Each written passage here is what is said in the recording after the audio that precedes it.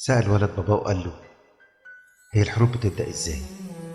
رد الأب وقال: عارف الحرب العالمية الأولى بدأت لما ألمانيا هاجمت بلجيكا. اتضايقت الأم من كلام الأب وقطعت الأب وقالت: قول لابنك الحقيقة. بدأت الحرب العالمية الأولى لما اتقتلت بعض الأشخاص.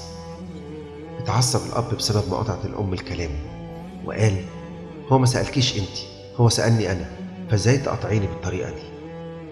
اتعصبت الأم جدا وقامت بسرعة ودخلت أوضتها وقفلت الباب بعنف، لدرجة إن في رف اتهز وقع من عليه كام تحفة غاليين جدا.